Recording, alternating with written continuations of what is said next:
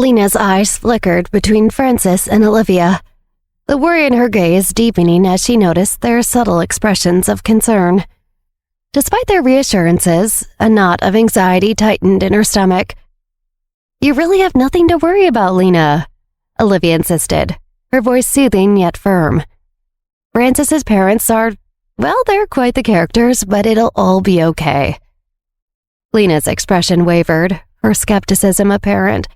She turned to Millie, seeking a more unbiased opinion. "Millie, do you think his parents are nice?" Caught off guard, Millie's eyes darted toward Frances and Olivia, her face a portrait of panic, asking for guidance. But Frances and Olivia subtly nodded at her, their silent cues urging her to ease Lena's worries. Gathering her thoughts, Millie faced Lena with a confident smile. "Frances's parents are really, really nice. I mean, look at Frances. He's such a kind and gentle soul that has to come from somewhere, right?" Millie's words were warm and reassuring. "Trust me, Lena. Everything will be just fine. Frances's parents are lovely people. They might be a bit eccentric, but their hearts are in the right place." Lena listened, the tension in her shoulders easing slightly. Millie's reassurance, coupled with the supportive looks from Frances and Olivia, helped to dispel some of her fears. As Olivia and Frances began to relax, Sam Feinstein sauntered over, overhearing their conversation. "Hey, are you guys talking about Frances's parents?" Sam asked with a mischievous glint in his eyes.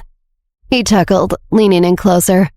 "Remember that time at the school's Thanksgiving dinner? Man, Frances's mom was—" Olivia quickly interjected, her voice firm yet laced with humor, trying to prevent Sam from continuing.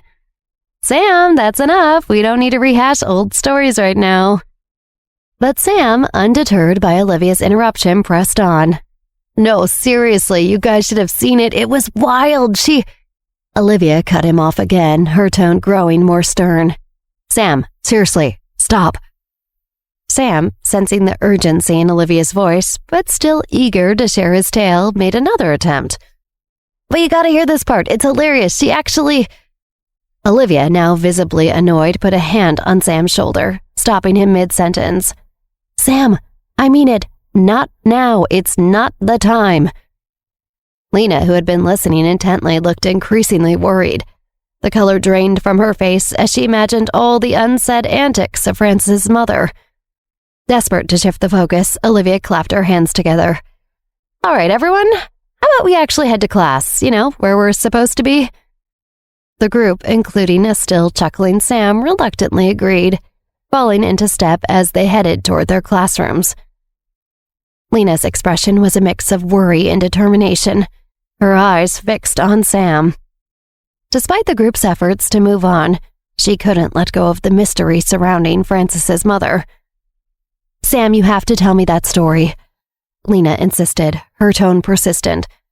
Her curiosity had been piqued, and she was not going to let it go without a fight. Sam glanced nervously at Olivia, who was silently shaking her head, signaling him to keep quiet. "But Olivia said—" Sam started, trying to find an escape from the situation. Lena cut him off, her resolve strengthening. "I don't care what Olivia said. I need to know what happened with Frances's mom. What did she do at the Thanksgiving dinner?" Frances jumped in, attempting to steer the conversation away from the sensitive topic. "Guys, let's talk about something else. How about the math test next week?" Lena barely acknowledged Frances, her focus solely on Sam. "No, I want to hear this story. Tell me, Sam, or else." Sam's eyes widened as Lena's threats grew more serious. "Lena, I really shouldn't. Olivia and Frances don't want me to talk about it," he said, his voice wavering. Lena's patience was wearing thin. "Sam, I'm not playing around. Tell me what happened, or I swear I'll make you regret it." Sam looked genuinely afraid of Lena, who, despite her smaller stature, exuded a surprising amount of strength and determination. Finally, he relented. Okay, just don't hurt me," Sam said, looking around to make sure they weren't drawing too much attention. "Okay, so you know how these school events are, right? Pretty casual, just students trying their best. But Frances's mom, she came in like she was attending a state dinner at the White House or something." Sam began, his eyes wide with the memory. She started by inspecting every dish on the table. I mean, seriously, inspecting like she was a judge on some cooking show. She'd take a tiny bite of each dish, squint her eyes, and then nod or shake her head. He continued, mimicking Mrs. Handler's scrutinizing gaze. Lena listened, her eyes growing wider with every word. She could hardly imagine such a scene, and the idea of meeting this woman tonight made her stomach churn. And when she got to the turkey, the main dish Olivia had worked on, her reaction was something else. She was over the moon, praising the flavor, the presentation, everything. She went on about how it was the best Thanksgiving meal she'd ever had. Sam continued, a smirk playing on his lips as he recalled the scene. Lena's expression shifted from amazement to a slight twinge of intimidation. But the kicker, Sam added with a chuckle, is when she announces, in front of everyone, mind you, that any girl who can cook like that would be the perfect daughter-in-law. I mean, the way she said it, you'd think Olivia had just won her son's hand in marriage with a turkey. As Lena processed this story, her gaze shifted between Frances and Olivia, a look of shock mingled with a hint of heartbreak crossing her face. The thought of being compared to Olivia in the eyes of Frances's mother was daunting. In her mind, Lena's thoughts swirled with apprehension. How can I possibly live up to that? Olivia's already set the bar so high. Frances's mom thinks she's the ideal daughter-in-law because of her cooking, she thought, her confidence faltering. Olivia and Frances exchanged empathetic looks as they observed Lena's growing discomfort. Olivia, sensing Lena's unease, quickly jumped in to damage control. Lena, seriously, don't sweat it, she said with a reassuring smile. Frances's mom just got carried away with the whole cooking thing. She tends to over-dramatize. It's not about being a great cook or anything. Lena, however, seemed to spiral further into her worries. But I'm a terrible cook, Olivia. I once burned water boiling spaghetti. And I'm messy. Definitely not a perfectionist. I'm not you. She sighed, a tinge of defeat in her voice. I mean, I'm the exact opposite of the perfect Olivia. How am I supposed to impress someone who thinks so highly of you? As Lena's self-doubt continued to spill out, Olivia and Millie stepped in to provide comfort and reassurance. Lena sighed. I'm just an average girl who plays video games and can barely make a packet of ramen noodles. How will that ever be enough for Frances's mom? Olivia, with a warm and encouraging tone, replied, Lena, you are selling yourself short. You're incredibly smart, kind, and talented in so many ways. Your creativity alone is beyond anything I've seen. You're more than enough, trust me. Millie joined in, her voice filled with sincerity. Lena, you're one of the most giving and thoughtful people I know. You're brave and caring, and anyone can see that within minutes of meeting you. Frances's mom will see all the amazing things about you the moment you walk into that room. Lena looked at both Olivia and Millie, searching their faces for any sign of insincerity. Do you really mean that? She asked, her voice small and uncertain. Without hesitation, Olivia responded, Every single word, Lena. We believe in you, and Frances does too.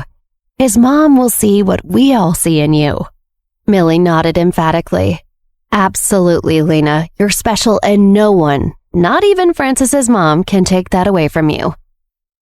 Lena's eyes flickered with a mix of hope and lingering doubt, but the genuine support from her friends offered her a glimmer of confidence. Frances, looking earnestly at Lena, said with a gentle smile, Lena, my parents will like you because I like you. They'll see you for the beautiful, amazing person you are because that's exactly what I see.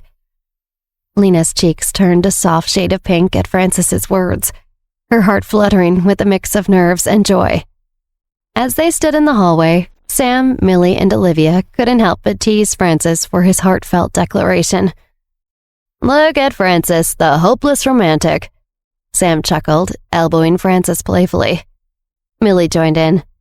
Yeah, Frances, you're setting the bar too high for the rest of us. We want all of our guys to say things like that. Olivia added with a smile. Who knew Frances was such a smooth talker? Lena, still blushing, laughed along with the group, feeling a newfound warmth and reassurance in Frances's affection. As the bell rang, signaling the start of class, Sam, Millie, Olivia, and Lena headed into their classroom. Frances hung back. "I'll catch up with you all. I just need to do something quickly." A few minutes into the class, Frances slipped in quietly, a small box of chocolates in his hand. He walked over to Lena and presented them to her with a shy yet charming smile. Lena's eyes lit up at the sight of the chocolates. "Frances, you're too sweet," she gushed, her earlier apprehensions melting away under his thoughtful gesture. But secretly, Olivia was still worried. Lena is walking into a trap tonight, Olivia thought. I just hope she's strong enough to make it out alive. The night air was cool and crisp as Olivia and Lena stood outside Frances's home, both dressed in their finest outfits. Lena's attire was elegant, but her nervousness was evident in her fidgety movements. The medical boot on her leg, a stark contrast to her otherwise polished look, seemed to weigh heavily on her mind. "I should have waited until my leg healed," Lena lamented, her gaze dropping to the boot. "It's completely throwing off my outfit." Olivia, looking chic and composed, turned to Lena with an encouraging smile. "Lena, trust me. The boot isn't ruining your outfit. You look amazing." Lena bit her lip, her anxiety bubbling to the surface. "I'm thinking of running away right now. What if I embarrass myself? Or say something dumb? Or what if they just don't like me?" "Lena, take some deep breaths," Olivia gently advised, her voice soothing. Lena closed her eyes, inhaling deeply and exhaling slowly, attempting to calm her racing heart. "You'll be great," Olivia reassured her, placing a supportive hand on her shoulder. "Remember, I'll be by your side the whole time. You're not alone in this." Lena opened her eyes, a hint of gratitude shimmering in them. "Thank you, Olivia. I really appreciate you being here with me. It means a lot." Together, they took a moment to compose themselves before Lena reached out to ring the doorbell. Frances's dad opened the door with an inviting warmth that radiated from his broad smile. His eyes were kind and welcoming, instantly putting Lena at ease. As his gaze briefly dropped to Lena's leg, his expression turned to one of gentle concern. "Oh my, are you okay there?" he asked, his voice brimming with genuine care. "Would you like to sit down? We can make sure you're comfortable." As he ushered Lena and Olivia into the home, Frances's dad continued to express his caring nature through thoughtful words. "Please make yourselves at home. If there's anything you need, or if you prefer a specific place to sit, just let me know. We want you to feel as comfortable as possible." He guided them through the house with friendly ease, chatting amiably and ensuring that Lena didn't feel self-conscious about her injury. Accidents happen, and the most important thing is that you're healing well. Don't worry about a thing tonight, just enjoy yourself. Lena's initial apprehension melted away under the warmth of Frances's dad's kindness. She felt a wave of relief and gratitude, realizing that perhaps the evening wouldn't be as daunting as she had feared. Frances, noticing Olivia and Lena's arrival with his dad, quickly made his way over to them with a welcoming smile. "Hey, Olivia, great to see you," he said, his tone friendly and warm. His eyes then shifted to Lena, holding a hint of shyness and admiration. "And Lena, you look amazing tonight," he complimented, his voice slightly lower, almost a whisper. Lena, caught off guard by the compliment, felt her cheeks grow warm with a blush. She smiled back at Frances, teasing him playfully. "Thanks, Frances. You clean up pretty well yourself," she responded, her eyes twinkling with affection. Frances's dad, observing the tender interaction between Frances and Lena with a knowing smile, broke the moment gently. "Are we all set for dinner?" he inquired, his voice bringing everyone back to the present. Olivia chimed in. "Yes, we just need to wash our hands quickly and then we'll be ready." Frances nodded in agreement, and together they excused themselves to freshen up. Lena stood next to Francis's dad, feeling slightly awkward. Unsure of what to say next, her eyes darted around, looking for a conversation starter, but nothing came to mind.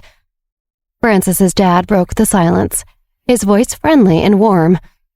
"I was so concerned about your leg when I first saw you, I completely forgot to ask your name," he said with a chuckle. "Oh, I'm Lena," she replied, offering a tentative smile. "Nice to meet you." "So, Lena, do you go to school with Francis and Olivia?" Francis's dad asked, making small talk to put her at ease. "Yes, I do," Lena responded, feeling a bit more comfortable now. Francis's dad's eyes twinkled with a hint of mischief as he asked, "Are you as good a cook as Olivia? She was quite the chef when we went to that school of yours."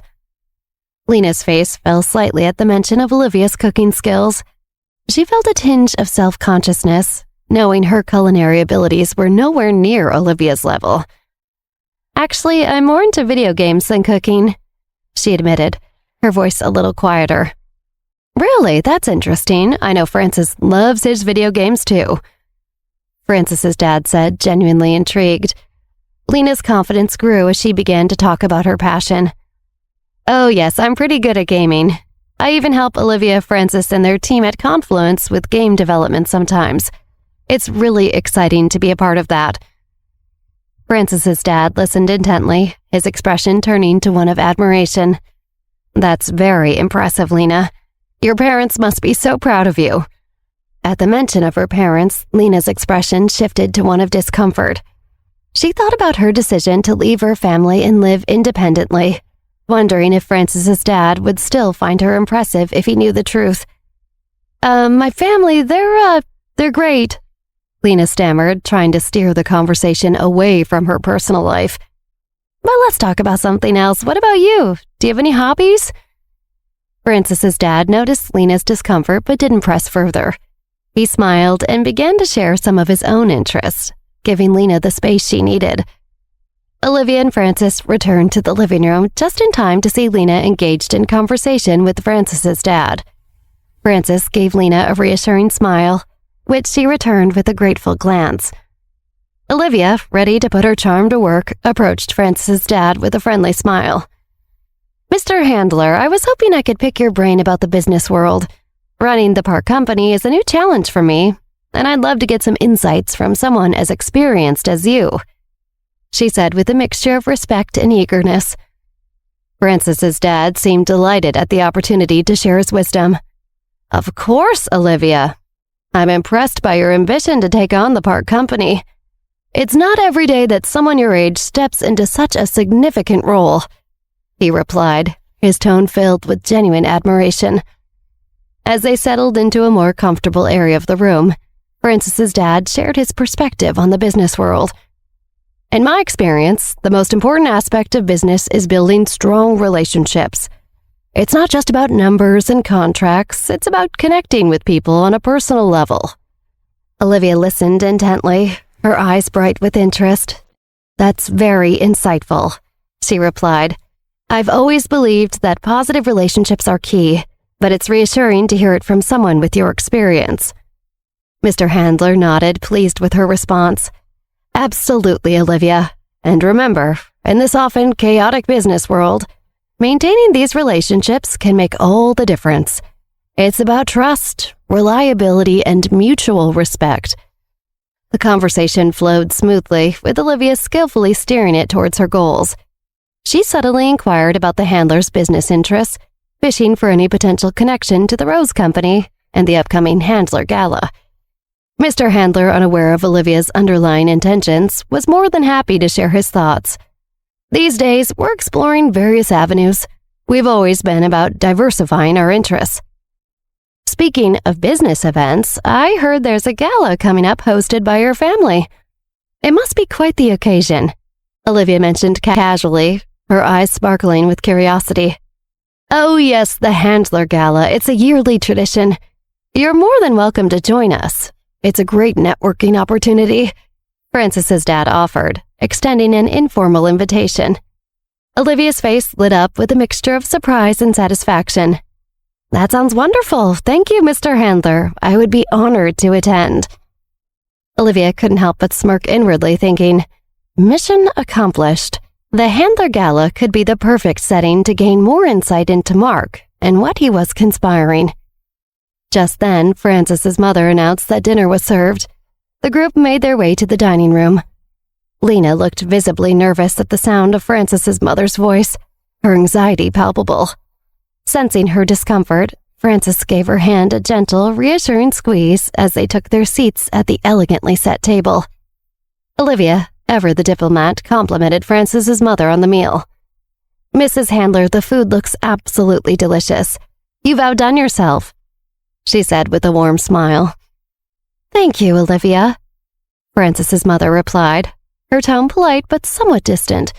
Lena, wanting to make a good impression, chimed in with genuine appreciation. "Thank you for preparing such an exquisite meal, Mrs. Handler. It's very kind of you." Francis's mother barely acknowledged Lena's comment, causing Lena to lower her gaze, feeling somewhat deflated by the lack of response. Francis's mother's eyes, however, lingered on Olivia. "I heard about the New York City Chamber of Commerce dinner. How did that go, Olivia?" Francis's mom asked. Olivia, maintaining her poise, responded, "It went quite well, Mrs. Handler. The dinner was illuminating, especially with some unexpected truths about the Rose Corporation coming to light." Her tone was neutral, yet hinting at the undercurrents of the business world. Francis's mother made an uninterested grunt, changing the subject abruptly. "Speaking of truth, Olivia, I saw you and Chris Jones in the news," she said, her voice tinged with a mix of disapproval and curiosity. Olivia, Francis, and Lena exchanged uncomfortable glances, sensing the shift in the conversation's tone. "Yes, Mrs. Handler, Chris and I are engaged," Olivia replied, her voice steady but cautious. Francis's mother's lips pursed slightly as if it pained her to acknowledge Olivia's engagement. Francis's father, sensing his wife's rising emotions, interjected in an attempt to steer the conversation to safer waters. "Let's focus on this wonderful meal, dear," he suggested gently. Ignoring her husband, Francis's mother continued, her words sharp. "Why can't you have a real love life like Olivia, Francis? The only girls who exist in your world are online. You have no girlfriend and no prospects, and I'm supposed to sit here and pretend that's normal." Francis's heart sank. This is exactly what I was afraid of, he thought. Now Lena will never want to be with me.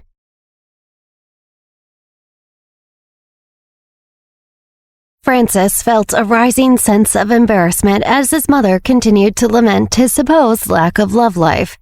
He thought, why does she have to do this? Especially now with Lena here? This is exactly why they don't know about us. She can be so overwhelming. Francis, it's such a shame you don't have a girlfriend, Mrs. Handler said, her voice tinged with disappointment. A young man like you should be out there meeting girls, not just interacting with them in your video games. Francis interjected, trying to steer the conversation away. Mom, can we please not talk about this right now? But Mrs. Handler brushed off Francis's plea. No, I must express my concerns. You're a good-looking boy, Francis, but you spend too much time in your digital world. It's high time you found a real-life girlfriend. Please, Mom, just stop, Francis thought, feeling a wave of frustration. This is exactly why I didn't want Lena to meet you yet. You always do this. Mrs. Handler continued, seeming oblivious to her son's discomfort. You know, there are so many lovely girls out there. Why, just look at Olivia here. She's engaged, of course, but someone of her character and charm. That's what you need, Francis. Francis tried again. Mom, really? Let's talk about something else. The food, for instance, is great. But his mother was undeterred. I just don't understand why you haven't brought any girl home yet. You're not getting any younger, Francis. It worries me that you might end up all alone because you're too shy to talk to girls. Francis felt a mix of embarrassment and frustration. She just doesn't get it. Lena is right here, and I wish my mom could see how amazing she is.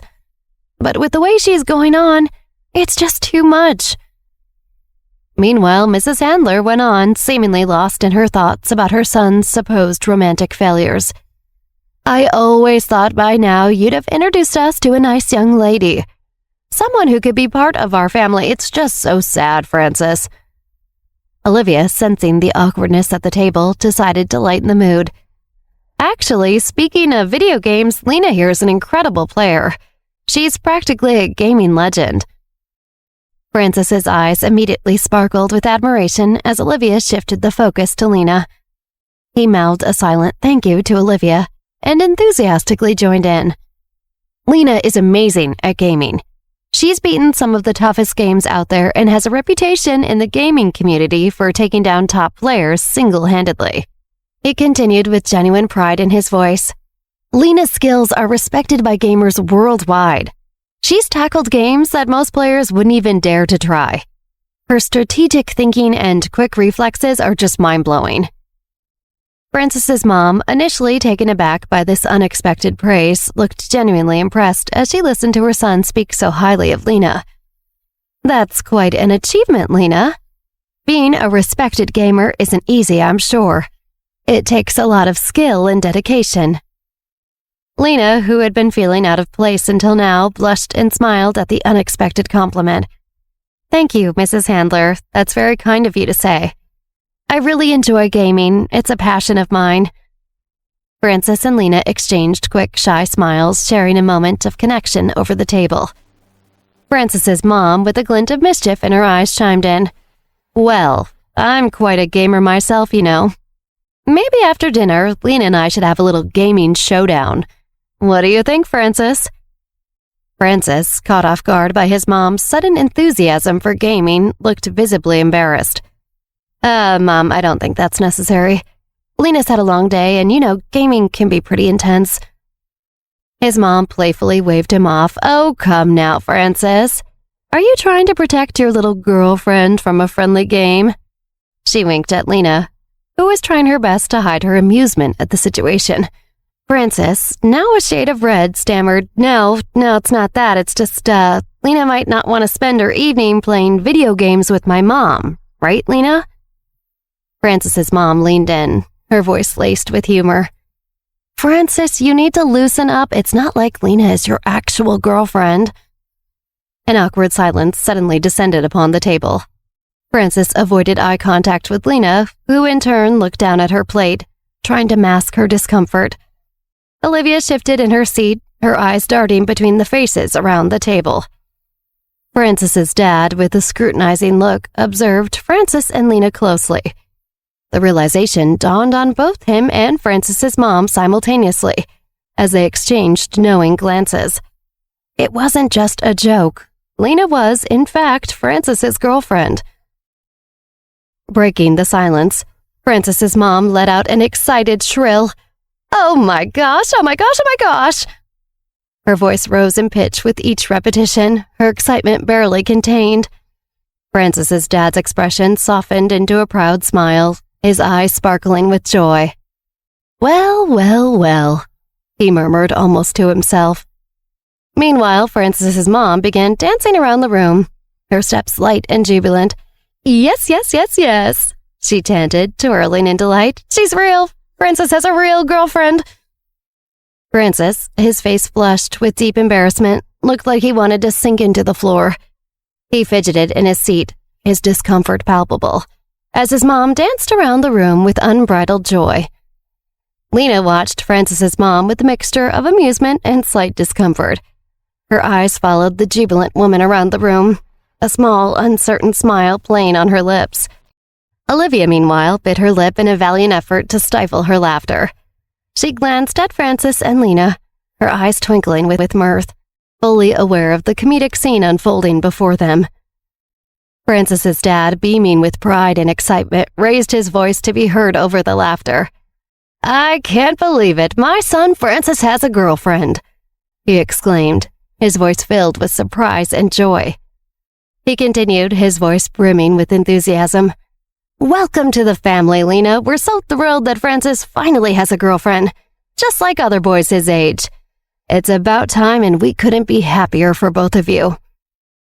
Francis's mom, still dancing, echoed her husband's sentiments, clapping her hands in delight. Yes, welcome, Lena. We're so excited to have you here with us. Frances's mom came to a sudden halt, her eyes widening in horror as she surveyed the dinner table. Oh no, I didn't prepare enough food for such a magnificent announcement, she exclaimed, her hands flying to her mouth in dismay. Frances, trying to calm his mother down, interjected. Mom, there's plenty of food on the table. Really, it's more than enough. But Frances's mom was already in full panic mode, wringing her hands as she paced back and forth. No, this won't do at all. This is a special occasion. I should have made something more grand, more celebratory. How could I have known? She lamented, her voice rising in pitch. She continued almost to herself. This is just terrible. I should have prepared a feast fit for a queen. For my son's potential fiancé. Oh, how could I have not known? It's so rude of me, so inconsiderate. At the mention of potential fiancé, both Frances and Lena simultaneously choked on their food, caught off guard by the unexpected label. Frances coughed, trying to regain his composure, while Lena's face turned a shade redder, her eyes wide in surprise. Frances's mom began to elaborate on her culinary regrets with great fervor. If only I had known Frances was bringing you home, Lena.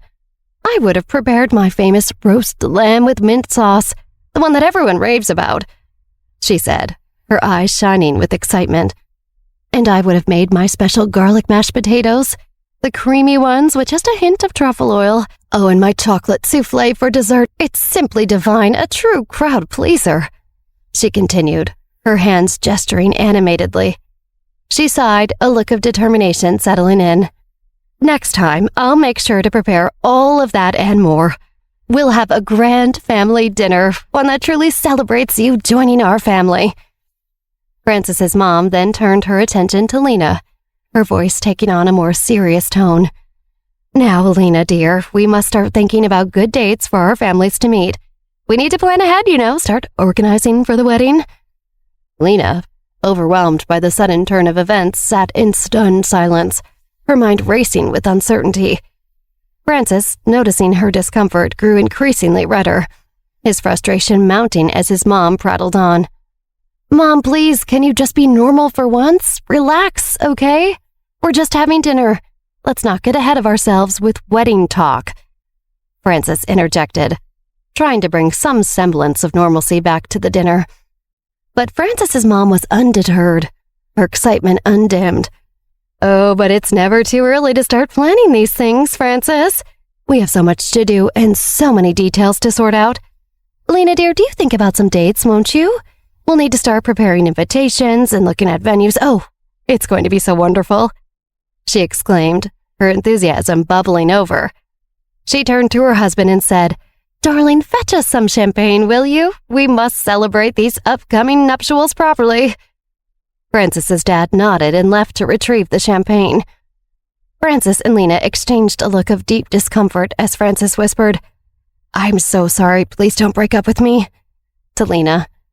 In the midst of this, the doorbell's chime sounded like a rescue siren to Frances, who practically leaped up and hurried to the door, eager for any escape from the increasingly awkward situation. Frances's father returned, champagne in hand, just as he was about to pop the cork. A voice from the doorway interrupted the moment. Standing there, next to Frances, was a man dressed in an impeccably tailored, expensive suit. When he saw who was standing in the doorway, Frances's father almost dropped the champagne bottle on the ground. Frances's father was stunned to see the older man in the expensive suit. Olivia frowned and wondered silently, who the heck is this? Dad, Frances's father said, stunned, and it suddenly all made sense. Why are you here? He continued. So this is Frances's grandpa, Olivia thought. The old man snorted. What? Am I not welcome in my own son's home? Are you worried I'm going to spoil all your fun? I know I'm not interrupting you getting any work done, that's for sure. Frances's father closed his eyes, trying to curb his frustration. It's dinner time, Dad. You know I work. Frances's mother stood up. Dad, we are delighted to have you here. We are just surprised that you came. If we had known you were coming into town, we would have met you at the airport and brought you here ourselves." "I'm not that old yet," the handler patriarch grumbled, taking off his coat and hat. "And the last time you picked me up, your driver got lost and kept the heat up way too high. No thank you." He walked up to the table, his face full of disdain. Francis's father pulled out a chair. "Come on, Dad, sit at the head of the table." But Grandpa Handler remained standing, pointing incredulously at the plates of food before him. "Do you all eat this every day? And drink champagne with dinner? You're going to give your children every spoiled, lazy kid disease in the books. It's a wonder you all don't have gout and an insulin problem already." Francis's father sighed. "No, we're celebrating. Francis brought his girlfriend here to meet us today." But his dad interrupted him. "What? Girlfriend?" He frowned, finally sitting. "Why didn't you tell me such an important thing? Are you all hiding it from me?" Francis's mother and father's mouths hung open, unsure what to say. They had just found this out themselves, but they were stunned at his sudden appearance and indignation at the situation. "Huh!" The old man snorted derisively. He turned his gaze on Olivia, then Lena, then back to Olivia. He narrowed his eyes. Are you Jack Johnson's granddaughter?" "Yes," Olivia replied, already wary at the idea that this man was turning his bottomless ire on her. "Grandpa Handler, this is my first time meeting you. My name is Olivia." "The Johnson family's all crooked, vile, from top to bottom, through and through." He smiled maliciously.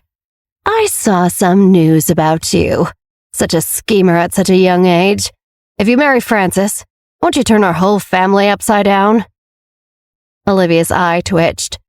The man had such a foul temper. She thought to herself, "Nothing I say is going to make any difference. What's the use?" She smiled at him in response and took a sip of her champagne. Francis's mother spoke up. "Olivia's a fantastic young lady, very impressive. This is what they have to do to get ahead in the modern world. It's so crowded. They have to do what they can to make their mark." "So now you're talking back?" the old man said coldly to Francis's mom. "Francis, it's not suitable to marry such a conniving woman. The Handler family will not tolerate having a granddaughter-in-law like this." Francis was offended. "Grandfather." "Shut up!" the old man shouted at Francis. "You are the eldest grandson of the Handler family. You have to marry a virtuous, gentle homemaker, not some snake who wishes to completely emasculate you." He narrowed his eyes at Olivia. "A woman should have a woman's role, and a man should have a man's. This is not the way you'll get approval to enter the Handler family. Ridiculous." Suddenly, Lena cried out, "Who wants to enter your family at all? This is ridiculous, honestly. Olivia couldn't care less about what you think of her." Everyone around the table was shocked that she spoke up and said these things to the old man. "It sounds like you don't want a match for your grandson. You just want a helpful decoration. Just buy him a robot vacuum or something, my God." The old man scowled at Lena. "And who in the world are you to dirty my family's table?" Francis's mother did her best to put on a cheery voice and mostly failed. May I introduce to you Francis's girlfriend?" "What?" The old man looked at Olivia and then back to Lena, confused. He sized Lena up. "You're almost worse than the other one. You're clearly loyal but horribly trained. When the elders speak, the younger generation should not interrupt and shout." Lena looked ready to shout again, but Francis's mother spoke up in a reedy, tight voice. "Dad, did you come here by yourself? Where's Mom?" "Why are you asking about her? I'm teaching my grandson." The old man's outrage seemed carved into the wrinkles on his face. "He should know that this woman needs to be obedient. Francis, listen to me. The way you can build a successful marriage—" Francis's grandfather went on a rant about traditional gender roles that felt so interminable that Olivia felt her consciousness leave her body to survive it. From her own seat, Lena wasn't sure if it made her want to take her fork and knife and stab Francis's grandfather or her own ears. But one thing was for sure. She was feeling new doubts about the idea of becoming a part of Francis's family. "And this is why not everyone can marry into the Handler family," the old man finally said with an air of conclusiveness. "But at the very least, we need to get her some etiquette training. She holds her fork like a gorilla." Ha ha ha ha ha. Lena laughed coldly, and Olivia's eyes widened. She didn't know what Lena was about to do, but she already knew it was deserved. Lena raised her chin high. "Listen up, Grandpa. I don't know what year you think it is, but you're not going to get a granddaughter-in-law from the 1950s no matter what you do. I eat like a princess, and I know that for a fact. A damn graceful princess." "How dare you talk back again?" The old man spat back at her. "I know what my eyes are telling me, and you're lying to yourself, sweetheart. You belong in a zoo." "What's wrong with talking back?" A warm, angry woman's voice called out from the entryway, surprising them all. Everyone looked over to see a beautiful older woman with a dignified, queenly air. She somehow gave off an imposing aura with a face that looked completely expressionless, which suddenly made the eldest Handler's ranting and raving look immature and out of control. "Mom," Francis's father let out a sigh of relief. "You're here." "Hello, my son," she replied, walking to the table. "We had just planned to quickly greet you as we got into town, and I got caught up with your lovely doorman downstairs. If I had known he'd snuck up here to terrorize you, I would have come sooner." She turned her icy anger to Francis's grandfather, who nervously rubbed his knees and slumped his shoulders. Olivia smirked, thinking to herself that he looked like a little boy who'd done something wrong. Francis's mother looked up at her in admiration. "Please, take a seat and eat something. Anything you want. Take my chair. We can make you something else." The old woman smiled kindly. "No need. We have some matters to attend to and are hosting a gathering of old friends tonight." Her husband spoke up crankily. "We're not in a hurry. Let's go after dinner." "No," she responded sharply. She looked at Lena in approval. "I like your personality very much. Don't mind this old antique." She gestured to her husband. "You and Francis seem well suited. When you have time, please do come visit us. I promise you will be treated much better than you just were." Lena, practically suffering from whiplash due to the change in tone, only mumbled, Okay." Francis's grandmother turned to his grandfather. "We're leaving," she commanded. He got up and slunk out with her as they exchanged some sheepish goodbyes. As they closed the door behind them, there was silence in the dining room as nobody seemed to know how to continue with their conversation. Francis's father smiled awkwardly. "My father is a bit scary." "So," Lena replied in a daze, "that big, long speech." Olivia smiled sarcastically. "Does he just leave a trail of terrorized women wherever he goes?" Francis sighed. "More or less." Francis's mother called out, Come, let's continue eating our food. Eat, eat." The atmosphere in the room was much more harmonious after everyone had gone through a shared trauma together with a different enemy. Lena felt much more comfortable than when she had first arrived. After they finished dinner, Francis's father and mother encouraged Francis to give Lena a tour of their home. It was clear that they wanted to apologize to the two of them by offering a bit of alone time. Only Olivia and Francis's parents were left at the table drinking after-dinner espressos. But Olivia found it easy to transition to discussing business with them. She cleared her throat. "Although it is a little presumptuous, I need to ask you both something." Francis's parents looked at her and then at each other in surprise, but then they each nodded to her to go ahead. Olivia took a deep breath. "It's about the annual gala." She paused, anticipating the explosive reaction she knew was about to come.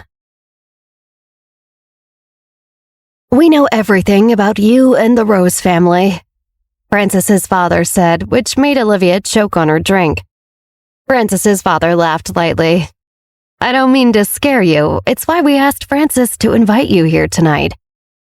"That's right." Francis's mother smiled. and I can have another espresso brought to you if you need it." Olivia shook her head, clearing her throat. "No, thank you. Actually, I feel extra embarrassed. Francis and I are classmates and good friends. I don't want to be inappropriately discussing business with you." "Do not worry about it," Francis's father said reassuringly. "Since Francis transferred to Marshall School, he has mentioned a lot of great things about you." His mother looked emotional. "He used to hate going to school. I thought he hated most of the world, really. That is why he was so addicted to his computer games and played every second of every day. He seemed upset and distracted." She shook her head. He had no interest in thinking about business himself or a career. He didn't think about anything other than games. I was afraid that he'd be like that forever. Francis's father nodded. "Yeah, now he is much happier. He still likes to play games, but it's different from when he was using them as an escape. I can tell he's analyzing what he's playing and thinking about how to make things better. I actually collected the set of all the games your company has made." Olivia was touched. "Wow, thank you so much for your support." "Oh, he really supports it." Francis's mother laughed. "He waits until Francis falls asleep and will play games all night. He made up excuses for why he was on the computer trying to refresh a screen so he could buy something new that came out. He's very supportive." Olivia laughed. "Let me know the next time you want something. I can help you get your hands on whatever you want without all the fuss." "Thank you so much." He scratched his head sheepishly, feeling embarrassed. "It is quite fun. I don't have anything I really insist on for Francis's life. I just want him to be thinking about where he wants to go. Set goals. He has his own path and we don't intend to interfere too much." Francis's mother nodded in agreement. "Because of his name, he blamed me for his unhappiness for so many years. I did settle on the name in my heart before I knew we were having a boy, and I didn't think it would be a big deal to keep it." Mrs. Handler spoke emphatically toward Olivia like she was looking for reassurance, so Olivia nodded politely. "Now he seems happy pretty much every day." She continued with a shrug. "So I think everything worked out okay. But Olivia, his happiness is largely to your credit. We will always be grateful to you for being a good friend and giving him purpose with your work." Olivia shook her head. "Oh, that's too kind of you. I can't take too much credit for that." "And you are being too humble." Francis's father looked seriously at Olivia. "We know him well, and we know what a good influence you've been on his life." Francis's mother beamed. "We believe in your character and your strength. So that brings us back to everything about this matter between you and the Roses. We support you unconditionally." Olivia smiled, putting her hands gratefully over her heart. "That means so much to hear. I really appreciate that you both have so much trust in me. And it's funny because the main purpose of me coming to visit you tonight is to discuss your annual family gala." Olivia sighed, taking a quick beat to feel certain. But she felt like she could trust both of these people. She felt confident saying directly what was on her mind. "The Roses have allied with the Nevin family and the Cooper family. I received some news that they were intending to extend their influence at the Handler Gala." Francis's father was stunned. "They want to do that at our gala?" His expression darkened. "That makes sense. Now that I think about it, if I were them, the Handler family would be the logical next target for them to try to use to establish their power." Francis's mother's face became serious as well, a bitter expression Olivia had never seen on her before. It made her wonder if the flighty, frivolous part of her personality was all an act. "If they wanted to step on us to establish their power," she intoned, "it would be much easier for them to act like we're allies to get us out of their way." Francis had always been a relatively low-profile person in the circles of the high society families. His reputation and strength were pretty unremarkable because he'd never shown much interest in cultivating them. But now, the Park family was at war with the Rose family. It was important who was allied with whom and what everyone's status was. Olivia reflected on what Francis's mother had just said, thinking silently to herself. That's a pretty good strategy to establish yourself. Find an opponent who will either become your ally or would be easy to crush if they turn you down. Francis Handler was a very good choice. Francis's parents were considered gentle, trustworthy people in the business world. But Olivia was proud to see that this did not mean they were easy to bully. She was happy to be friends with people like this. Being kind doesn't mean you can't be strong, she thought to herself. Olivia smiled gratefully at the two of them. I'm so happy we were able to speak openly like this. She suddenly felt slightly nervous about the way she'd spoken up to Francis's grandfather earlier. If you found me rude at all earlier tonight, I sincerely hope you two can forgive me, she added. It really is fine. Mr. Handler waved his hand. We know how difficult my father can be. I think he was daring you to have that reaction, and even if it doesn't seem like it, I think he respects it if you fight back. You have good instincts. Don't worry about speaking your mind. That's right. Mrs. Handler nodded. I completely agree. Don't worry about that cranky old coot for a second.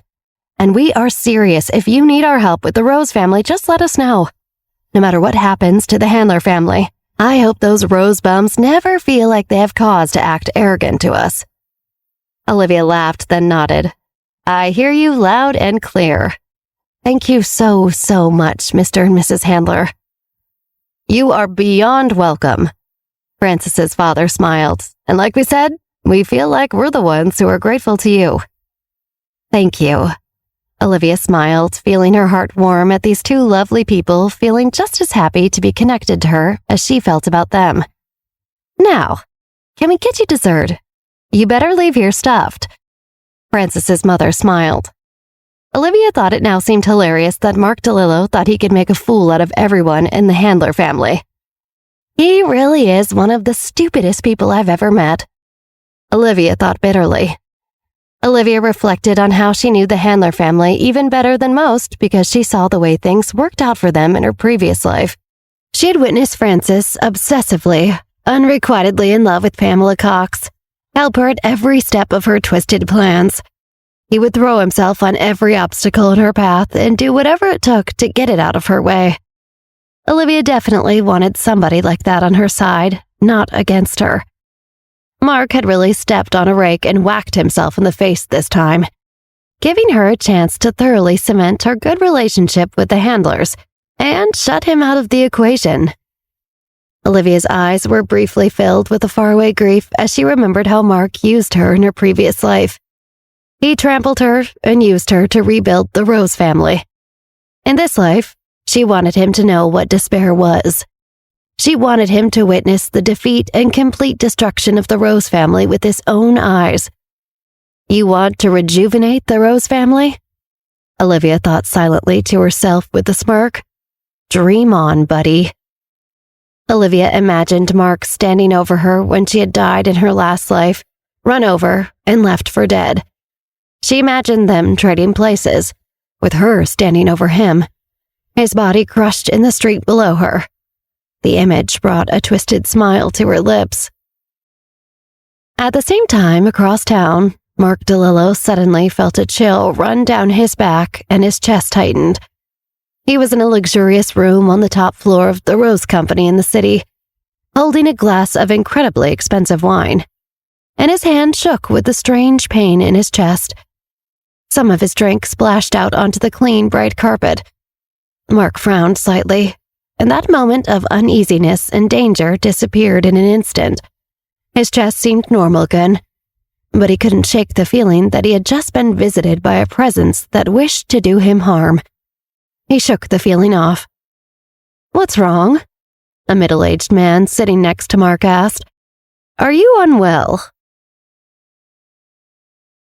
Mark shook off the odd feeling that he'd just been visited by some sort of spirit, a spirit that wanted to kill him.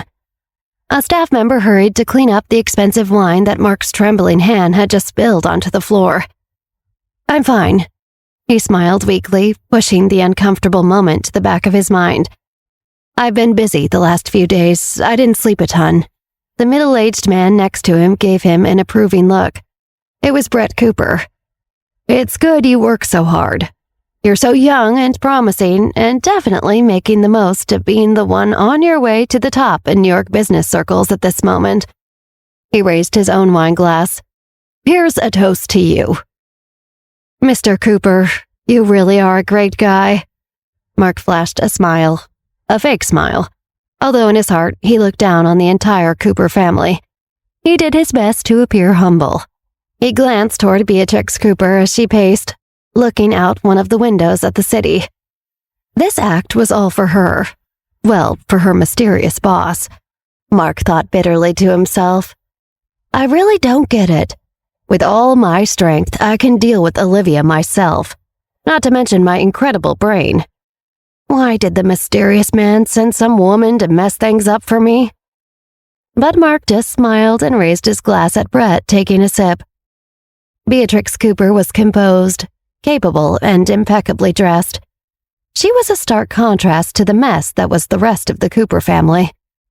She didn't buy Mark's fake smile, and she didn't raise her glass. Beatrix, Brett said, sounding disappointed, you should give President DeLillo a toast with me. Okay. Her heart was filled with disdain and disgust, but she put on her own fake smile on her face and raised her glass. President DeLillo, here's to you. I hope we have a beneficial partnership for the foreseeable future. Mark raised his glass back at her. Thank you, Miss Cooper. They both drank. Beatrix wanted to wrinkle her nose at the sour taste of the overpriced wine. She knew that the bottle Mark chose to host her and her father Brett that day was not a good wine. It was good enough for her father's taste, but certainly not good enough for her. Nobody would have been able to tell, but Beatrix's head filled with anger. She knew that Mark did not respect her, but that sense was reinforced by the wine he served her. Either he knew it was terrible and meant to insult her, or he thought it was good, and that was just one more reason it was embarrassing that she was working with him. Mark did not know how much Beatrix hated him. He also didn't know that Brett had his own plan in mind for Mark and Beatrix. Brett had always thought that Beatrix's beauty would be useful to his family someday. Mark's status was only climbing higher by the day and would be an excellent match for her in Brett's mind. Brett swirled the wine, which he thought was excellent. If he could strengthen the Cooper's ties to Mark, there would be only benefits and no disadvantages.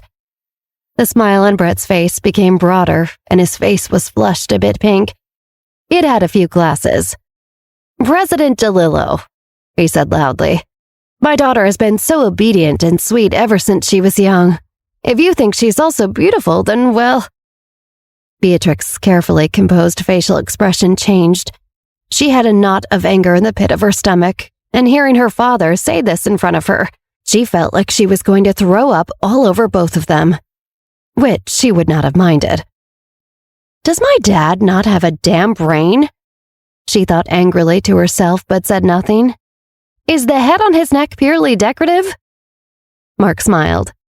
Mr. Cooper, please have another drink. He refilled Brett's glass himself. Mark wanted to laugh, thinking to himself that inviting Brett Cooper to this luxurious room and filling him with wine was like inviting the dog to the dinner table and acting like it wasn't slobbering all over its plate. Mark wondered to himself, does he even have a clue what the status of his family is? He's delusional.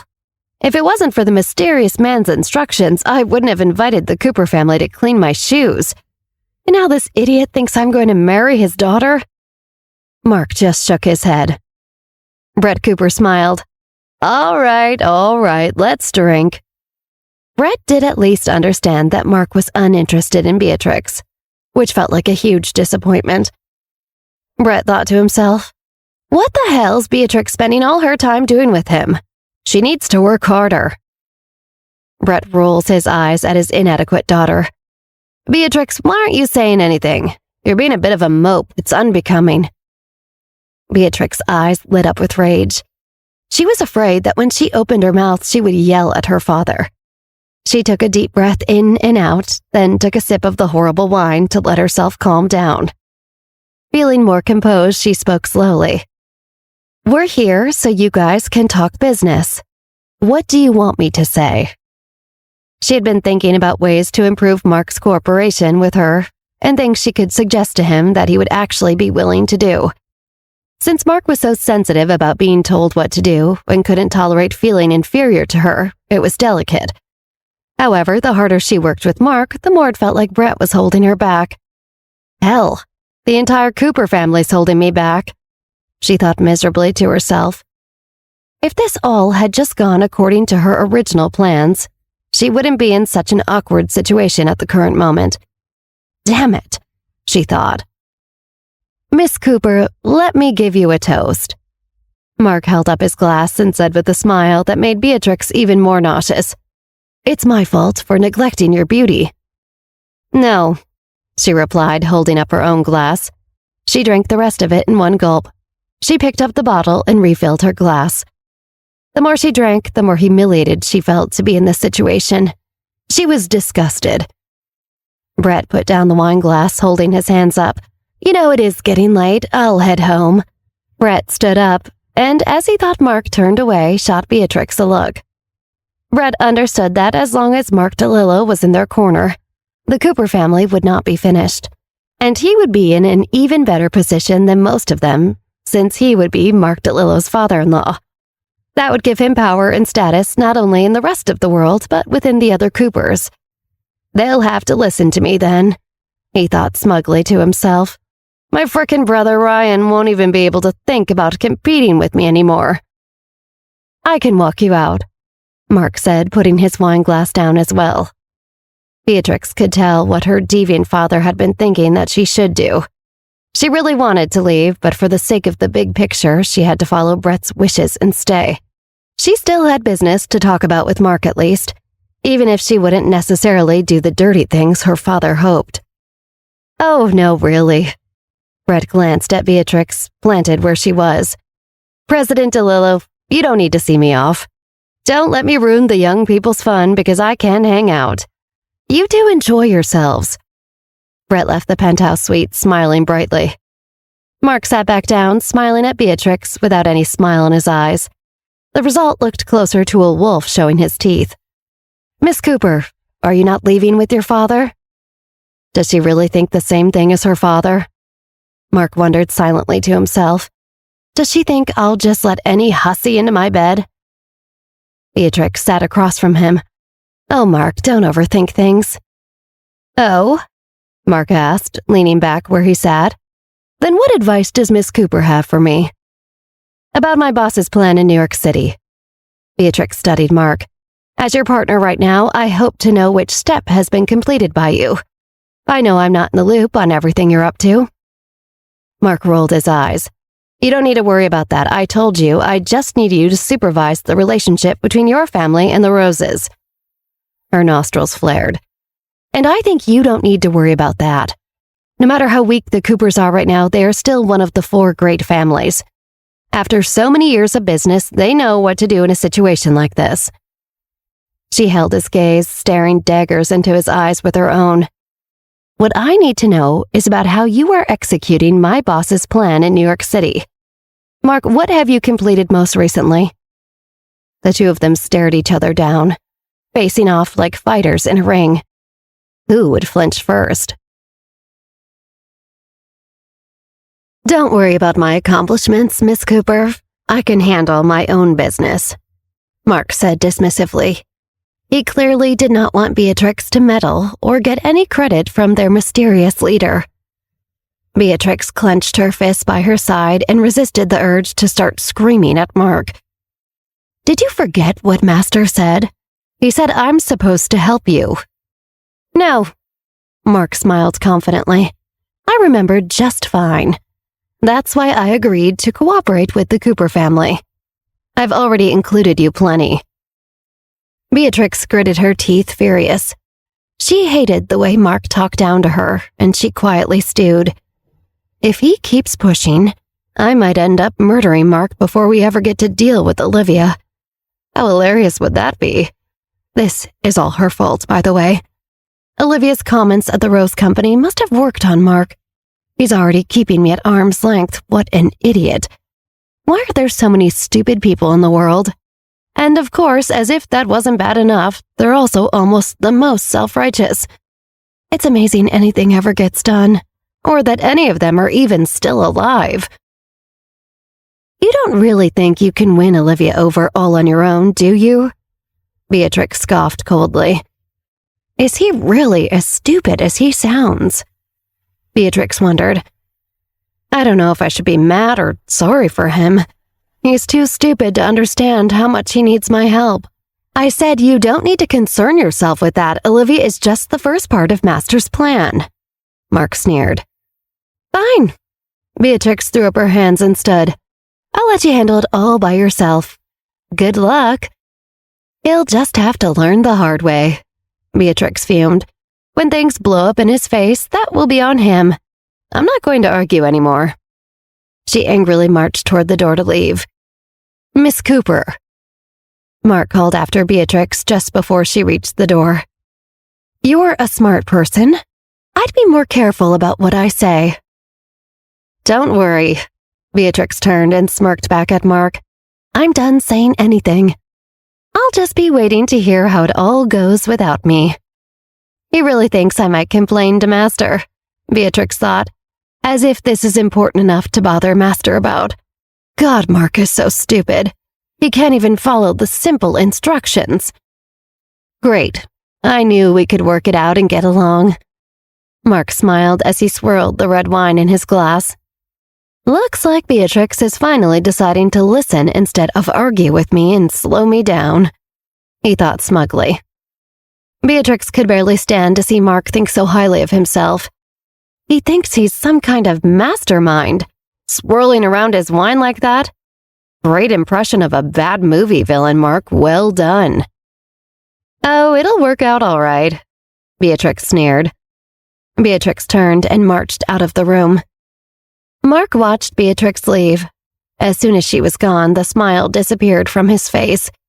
He forcefully put down his glass of wine on the table. His eyes were full of disdain.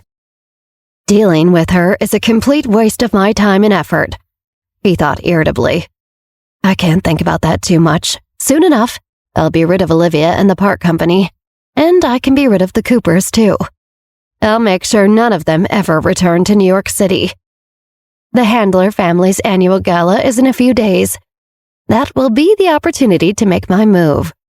Beatrix is not going to get the credit for fulfilling her master's plan. I will.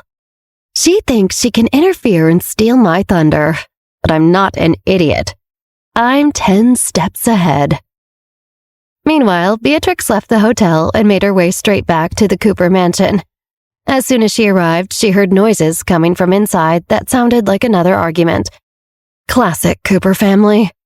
Beatrix scoffed to herself as she approached, braced for another agonizing interaction with the family.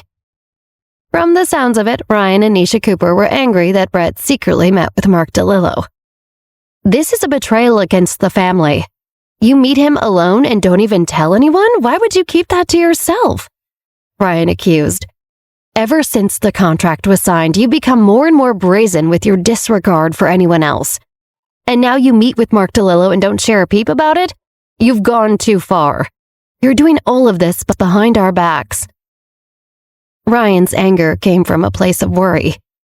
What if Brett really does surpass me and become the head of the Cooper family? Just in time for the Cooper family to become major players again? Ryan felt more anxious and enraged the more he thought about it. You're seeming awfully ambitious, aren't you, trying to get ahead? We all see what you're doing, you're not even hiding it well. Why, you... Brett started to shout, but he was interrupted by the front door opening. Just then, Beatrix walked in and entered the living room. The argument died down immediately.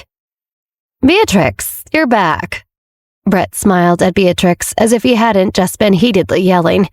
He still reeked of alcohol. Why are you back so early? I didn't even think you'd come back at all tonight. He smirked. Beatrix felt an overwhelming sense of disgust. Do they really expect me to throw myself at Mark DeLillo for all of their sakes? They have no idea how big of a mistake they're making by being so disrespectful toward me. She seethed. Beatrix didn't want to dignify the question with another word and wished she could just walk past them and stomp straight up to her room. I guess some of us have an easier time sleeping our way to the top than others. Nisha spat after Beatrix. Beatrix paused. Even though Nisha's words enraged her even more, she really did not want to fight with Nisha. So she took a breath to ignore what she said and walked toward the stairs that would allow her to escape to her room. Beatrix fixed her attention straight ahead. "You're nothing but a cheater and still hope to get ahead." Nisha sneered. "You're disgusting, and yet you still expect Mark DeLillo to want you? Who wants something that's too easy to get?" "What are you talking about? How can you say that about my daughter?" Erica Cooper demanded. "Who else has done more for the Cooper family business? If it wasn't for Beatrix, you wouldn't be able to afford to even keep that ring on your finger." Erica hissed. "How dare you?" Nisha shrieked and clenched her fist. The green ring Erica spoke of was indeed large and expensive. "I don't owe that disgusting little brat Beatrix anything," Nisha thought.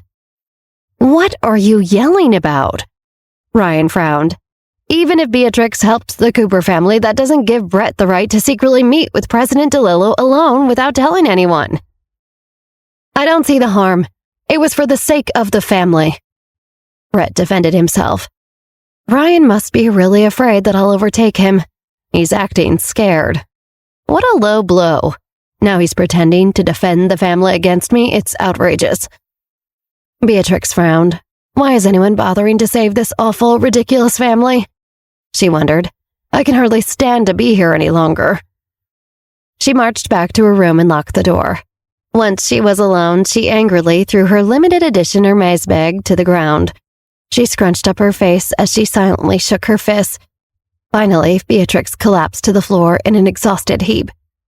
She looked at the moonlight shining through her window as she tried to catch her breath and calm down. Her expression went from furious to cold. I can't stand anyone anymore. Everyone deserves to die, she thought. Does Mark DeLillo still think he can win over Olivia on his own? Don't make me laugh. Meanwhile, Olivia said her goodbyes to the Handler family before leaving with Lena. Olivia felt their visit with Francis's parents was overall pleasant. Lena eagerly chatted away about Francis and praised his parents during the ride home. They really seem to like me, Lena gushed. Violet, who was driving, smiled faintly at Lena's girlish excitement. Olivia also smiled and listened, happy for her friend. After they dropped Lena off at home, Olivia told Violet to take them home. But suddenly, her phone rang. It was Devin Garibaldi. Devin? Olivia asked, surprised.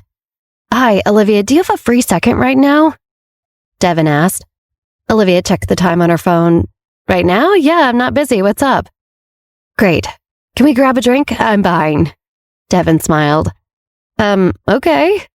Olivia accepted. I'll send you the address, Devin said. Sounds good. See you soon. Olivia replied before hanging up. As soon as the call ended, Devin immediately texted her brother Jeremy. She said yes to drinks, the message said. Okay, Jeremy texted back. New York is a little crazy right now. Be careful and don't let anything happen to her. Why is he so worried about needing to protect Olivia? Devin wondered. Does he think something's going to happen to us tonight? I know, I'll be careful. Devin rolled her eyes and felt a pang of discomfort for her brother. She felt a little sad for him. He cares so much about Olivia, even though she doesn't like him back in that way. She sighed. One-sided love just has to hurt for a while, I guess. When Olivia reached the bar that Devin recommended, Olivia spotted Devin from a distance. She was dressed in casual clothes and her hair was short and stylish. Olivia thought just from her appearance that she seemed like a unique, interesting person. They ordered drinks and chatted for nearly 2 hours. They had such a good time that Olivia didn't notice how long they'd been there. Suddenly, Olivia felt her phone ring and saw her mom, Victoria, was calling. Olivia, it's pretty late. You might be taking over the world, but I'm still your mom and I still worry about you. Victoria gently teased. Olivia smiled. You're right, I lost track of time. I'll head home soon, she assured her. Olivia hung up and turned to Devin. It's getting pretty late. How long are you staying in New York City? I'll be around for quite a while, I think. Devin smiled. Let's meet up and do this again soon. I'd love that. Olivia agreed. Call me when you're free. You too. Hit me up if you need anything.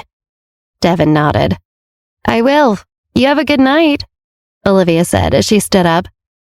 Thanks, you too, Devin replied as she waved by. She watched Olivia leave the bar. After she saw Olivia get into her car and drive away, Devin let out a long sigh. Olivia's doing really well. She's happy and she's killing it at everything she does. If anybody needs taken care of, it's Jeremy, not Olivia. He's still so hung up on Olivia and stressed out by his work. As Jeremy's sister, she felt conflicted. She wanted to protect him, but she knew people couldn't be talked out of their feelings either. Ugh, forget it, Devin muttered to herself. Let him live his life. He'll figure it out sooner or later. Devin finished paying for her drink and left the bar. The next day, Olivia and Morgana left for school early in the morning. Over the weekend, the news about Olivia and Chris's public relationship status had already spread like wildfire. There wasn't a single person in New York City who didn't know about it. Everyone had seen the photos of their public displays of affection. Of course, everyone at school also heard about it. Olivia felt the gazes of all the students on her as she walked to class. She was used to being the object of gossip and stares, but this was for a different reason than usual. She had thought about this situation for so long, but now that it finally happened and the cat was out of the bag, she felt relieved. After she walked into her class, Olivia greeted a few familiar faces and took her assigned seat as usual. Olivia, your face has been everywhere, every single social media, newspaper, magazine, and even podcast are talking about you and Chris. You guys are all anybody's talking about, Sam Feinstein said as he walked up to Olivia with a grin on his face. Kinda makes me want to get a girlfriend. You guys make it look so fun. You're going to have to work on your jokes then. Girls like to laugh, Olivia teased. She casually took out some books from her school bag. Or maybe she could be the funny one for both of you. What are you talking about? My jokes are very funny, Sam protested. People like my jokes, right? He wondered anxiously. Right, okay. Morgana laughed as she sat down near him. Maybe they're funny to some people who I don't know. I'm sure someone somewhere in this huge world would get a chuckle out of one of your zingers. You're both just messing with me. Sam waved his hand dismissively. Olivia laughed. It's nice to be back at school doing the normal thing for a bit, she thought. She kind of enjoyed the opportunity to just be a teenager joking around with people her age. She turned back to Sam and changed the subject. Sam, do you think you're ready for the test coming up? I think so, Sam said, considering carefully. I'd say about 80, maybe 90% ready. That sounds pretty confident. Olivia raised her eyebrows. We'll have to see how you do. You will, Sam grinned. I'm surprised you're even thinking about the test at all. Who thinks about tests when they're so in love? I can think about more than one thing at a time. Olivia smiled. She secretly wondered if everyone really thought she was distracted from school by her public romance. Wait, so what if they do think that? I don't care. I didn't ask anyone to photograph us on our date and put it all over the city. They have no idea how much of my time goes to studying and working. It may seem like I'm all in on the romance, but the reality is I barely have time for that at all, if only. Morning, Millie and Lena greeted Olivia as they walked into class. Lena had her crutches and she had a cast on her leg. Good morning, Olivia waved back. How are you holding up, Lena? Not bad, Lena smiled. I have to go back to the hospital for a follow-up soon. If everything looks good, then they can take off the cast. That's great. Be careful, don't go too crazy with the freedom, Olivia joked. Lena laughed and glanced around the classroom. She did not see Francis, so she went to her seat. Olivia and Millie noticed where Lena's attention was and smiled. After a while, Francis finally came in and he wore a new outfit. He said hello and went to his seat. Once he sat down, he pretended to just notice Lena. Lena pretended to notice Frances at the exact same time. Their eyes met and they shyly looked away as if it had not happened. "Frances!" Sam called out as he walked towards him. "How's the game going?" "Oh, right." Frances nodded, relieved to have a distraction. "I still have one last level." "Awesome." Sam smiled, impressed. "That's pretty good. I still have a few levels that I can't beat. You'll have to tell me your secrets." Sure, Frances smiled. "I'll walk you through it later." "You are one amazing guy," Sam said and patted Frances's shoulder. "Just kiss already," another classmate teased. "Maybe we will. We are modern guys secure in our friendship," Sam retorted. "Yeah," Frances laughed. Olivia watched Frances confidently enjoying himself. She had almost forgotten what Frances looked like in her previous life. He had never smiled and always seemed so unhappy. He had been really cynical for his age and had no confidence. He was very much a people pleaser, especially toward people who did not like him. This Frances, who comfortably laughed and smiled in front of her now, was like a completely different person. It made Olivia happy, too. I swore to live differently with my second chance at life, and it seems like maybe it's contagious.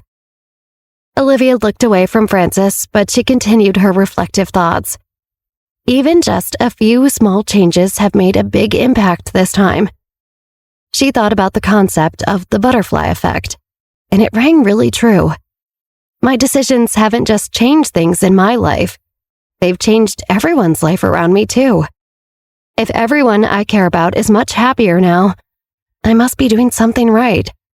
I hope that it lasts. Suddenly, a new thought occurred to Olivia. What will happen to everyone when we finish school and move on in our lives? What if it all goes back to the way it was before?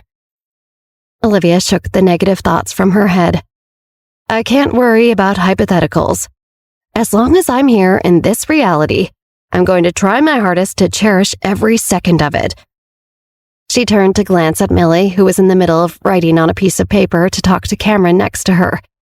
It warmed Olivia's heart to see the happy glow on Millie's face. I hope that happiness stays with Millie forever. Olivia sat back and enjoyed the present moment, surrounded by so many friends she cared about. Everyone chatted with each other about things that probably would not matter in a month or a year, and the noise only grew. School and tests and crush and competitions were things that weren't as important to adults. Olivia had been in a completely different stage in her previous life, where all of these topics seemed frivolous. She knew from experience that all of it could disappear in a second. She listened to the excited chatter all around her as it grew louder. Most people would find it annoying, but to Olivia, it was the most peaceful she had ever felt. She was determined. I won't let anyone take this away from me. After school, Olivia decided not to head back to her office. Instead, she went with Violet and Morgana to Chris's hidden tea house. Just like before, it was in such a strange location that made them wonder if they were in the right place until they finally found it.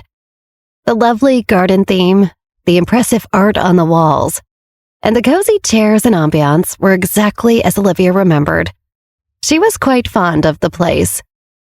The tea was also as delicious as she and Morgana remembered, and the prices were also just as high.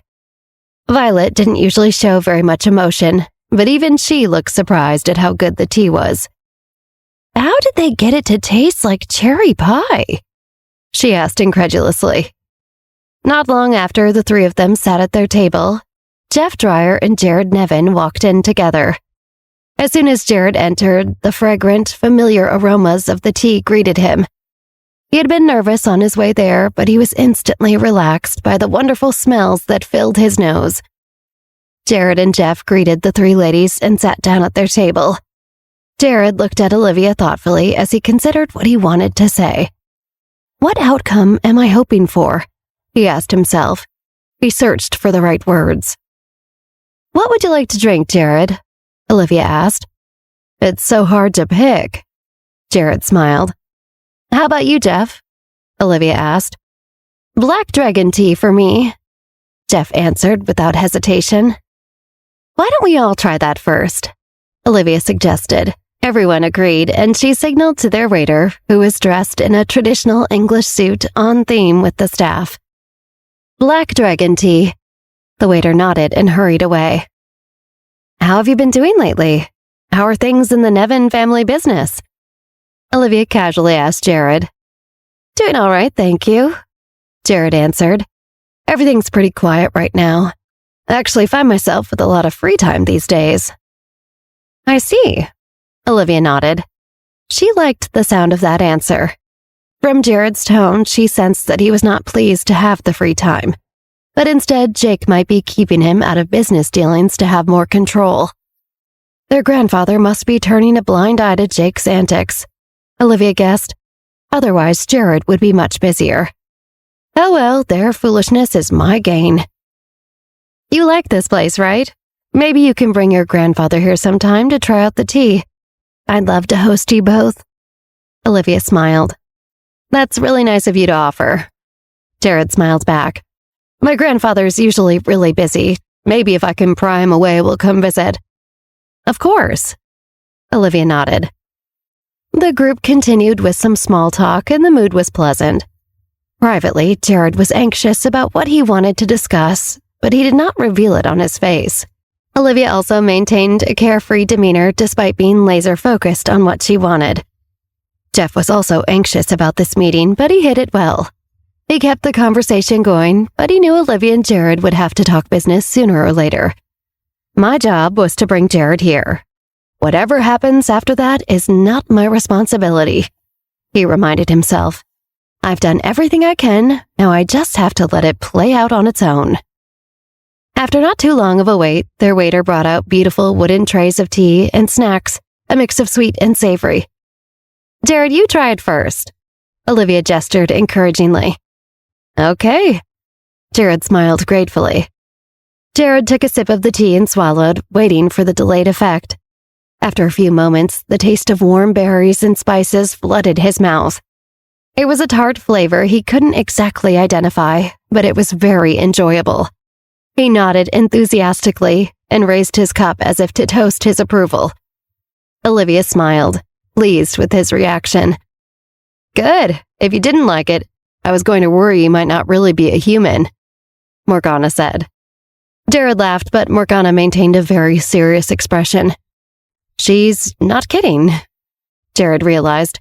He cleared his throat and moved on. Jared took a deep breath and worked up his nerve. There's actually something I'd like to discuss. Of course, I'm here for the tea, but I have something to talk about with you, Olivia. Whenever you want to enjoy the tea here, just tell Jeff anytime you want. Olivia smiled. The staff here knows him, it's no trouble. After a pause, Olivia thought for a moment and then asked, What is it you'd like to talk about with me? You're an extremely successful business person. I was hoping I could ask for your opinion on something, Jared said carefully. What are your thoughts on the Nevin Company? Olivia thought carefully, acting as if she had not been prepared for this question. That's an interesting question, she said. Please be honest, say whatever you really think.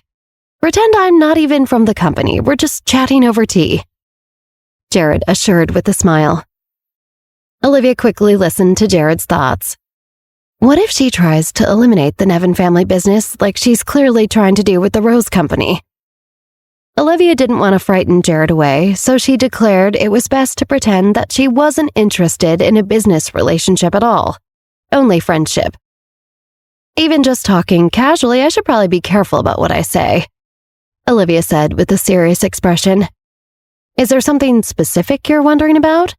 That could affect the answer. The Nevin Company is an old, familiar brand in New York City. They're one of the 4 big families. I probably shouldn't even say anything unless we've had more to drink, Olivia joked. If you wanted to talk shop, you might have come to the wrong place. This is a tea space only. Nothing here is strong enough to get us talking that loosely. She laughed. Jared laughed appreciatively. He was relieved that she just passed his test. He had hoped she would not want to talk about business. That is exactly how she answered. He thought it was wise of her to deflect the answer. He felt a lot of respect for Olivia then. If it's true that the only way to save the Nevin Company from Jake's downward spiral is to recruit the help of a savvy outsider, then Olivia might be the best candidate. Jared still had some concerns, though. He wasn't ready to get too excited just yet. His thoughts went back to his main concern.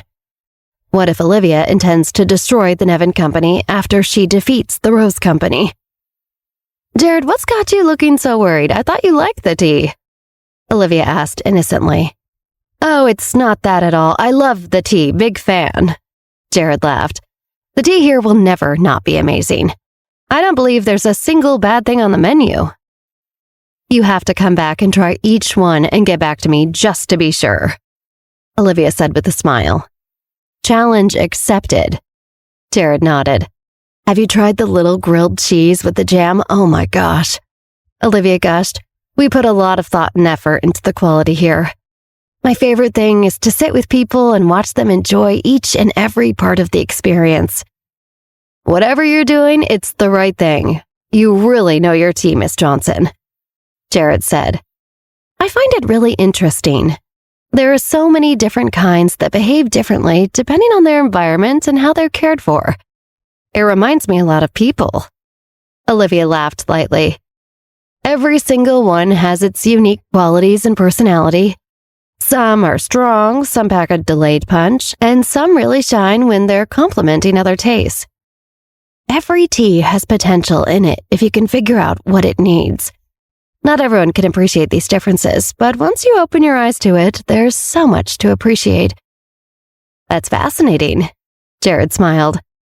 What do you think about traditional teas versus newer innovations? Olivia thought carefully for a moment, but she was excited that Jared had asked the perfect question to make her point. They both knew that they were really talking about business, but masking it by pretending to talk about tea helped them speak more openly. I think, just because one tea is traditional, that doesn't make it inherently better than the newer, more innovative tea. Not everyone agrees with me. They might say that traditional is the way to go and classics are classic for a reason. People don't want to rock the boat or buck tradition. But I'm not that way. I think newer options have a lot to offer. Sometimes newer and unconventional can actually be better, just like people. Olivia raised her eyebrow pointedly and took another sip of tea.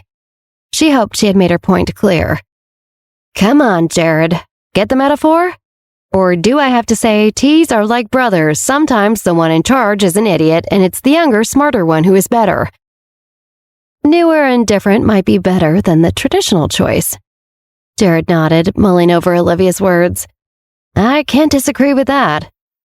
Hear, hear, Olivia said and raised her teacup.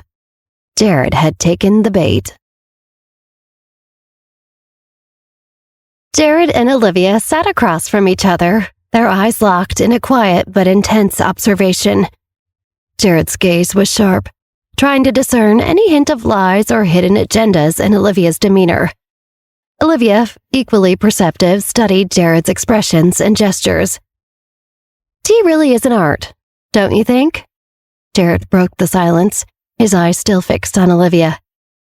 It is, Olivia replied, her voice calm and measured. It was her turn to suss out how Jared was feeling about everything. It's about finding the right balance, the perfect blend, don't you think? What's your preference for tea, Jared? Jared leaned back, considering his words. I've always appreciated a slow brewed tea. It takes patience, a kind of tactful approach, you know? Not everyone values the slow infusion, the gradual release of flavors. Olivia nodded, her eyes twinkling with understanding. Ah, patience, it's rare these days, especially in our fast-paced world. Many prefer quick, bold flavor, instant satisfaction. True, Jared agreed, swirling his tea gently. But the best teas, like the best plans, aren't rushed. They require time to develop their full potential. Their complexity unfolds layer by layer, Olivia added, her gaze not leaving Jared. It's fascinating how some people can't appreciate that. They go for the more immediate, more obvious choices. Jared smiled, a hint of admiration in his eyes. Exactly. It's like choosing between a tea that's bold and ego-driven one that tries too hard to impress right away, and another that's more reserved, more strategic in revealing its depth.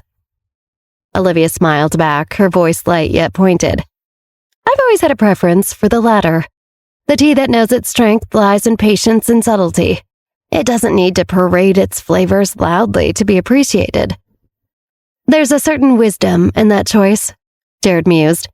A tea that understands the long game knows how to build alliances rather than rushing headlong into bitter confrontations.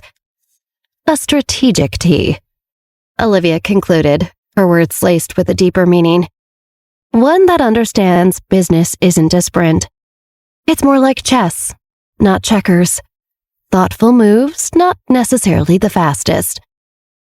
Jared's expression turned more thoughtful. You know, that kind of tea is often underestimated. People mistake its patience for weakness, its subtlety for lack of flavor. But in the end, it proves to be the most enduring, doesn't it?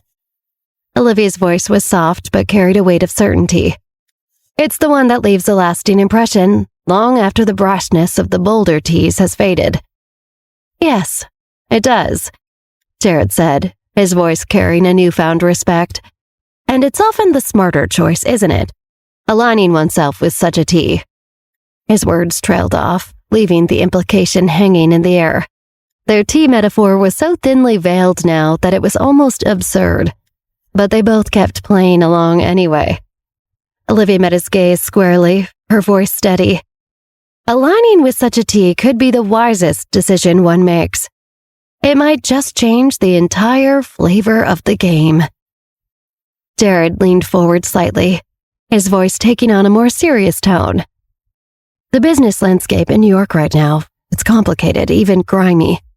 With the Rose Company's tactics and other new families like mine trying to establish themselves, it's a bit of a minefield. Olivia's expression shifted to one of mild shock, quickly masked by a readiness to delve into deeper waters. She glanced at Morgana and Violet.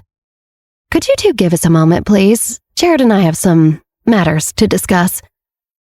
As Morgana and Violet rose, exchanging curious glances but nodding understandingly, Olivia watched them walk away, her mind already racing through potential strategies. Once they were alone, Jared didn't waste time. I want to work with you, Olivia. I think we have a lot to offer each other. A smirk settled on Olivia's face, her eyes alight with a mix of intrigue and calculation. Work with me? I'm flattered, Jared. I believe together we could strategize our way to the very top. Jared shifted subtly, his voice lowering as he broached a more delicate topic.